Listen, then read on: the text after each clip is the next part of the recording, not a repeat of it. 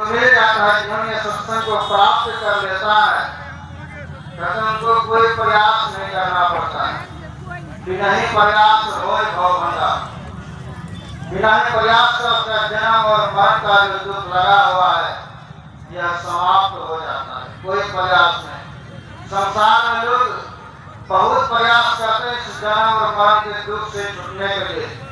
संसार में तमाम तरह से दुख है, उस दुख से बचने के लिए लोग तीर्थ में जाते हैं, व्रत करते हैं, उपवास करते हैं, नियम करते हैं। लेकिन ये सब करते जब सत्संग आप करने लगेंगे, सत्संग के वचनों को सुनेंगे और जीवन जब उतारेंगे, ये सब आपको यह दुख से छुटकारा पा लेंगे। बिना ही प्रयास हो यह संसार का जो दुख लगा हो यह नाश हो जाएगा।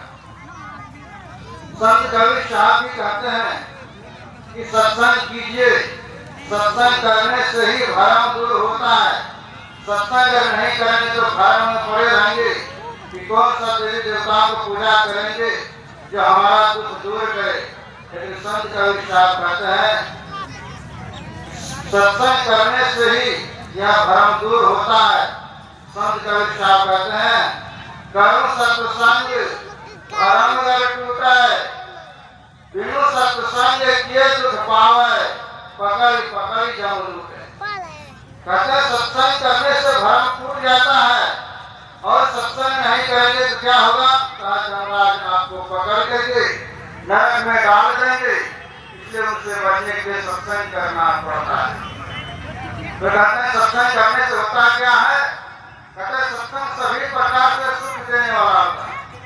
सत्संगत सर्वविधि सुखदाई, पाप गगरिया फूटे, कर्म सत्संग धर्मगढ़ टूटे। सत्संग करने से आपका जो पाप का घड़ा है वो सब फूट जाएगा। यही सत्संग सिखाते हैं। इसलिए सत्संग को हम लोग को करना चाहिए। और सत्संग ब्रह्मानंद स्वामी ने कहा सत्संग ही संसार का सार है। अगर सत्संग नहीं करेंगे तो आप सार ज्ञान को प्राप्त नहीं कर सकते हैं। आप तीर्थों में चले जाइए, धामों में चले जाइए, उपवास कीजिए, व्रत कीजिए, इससे आपका कल्याण होने वाला नहीं है। लेकिन आप जब सत्संग करेंगे सार चीज को, तब आपका कल्याण होगा। और सार ज्ञान यह सत्संग है। आप दुनिया में कहा हजारों उपाय कर लीजिए, अगर सत्संग नहीं करेंगे तो ज्ञान होने वाला नहीं है।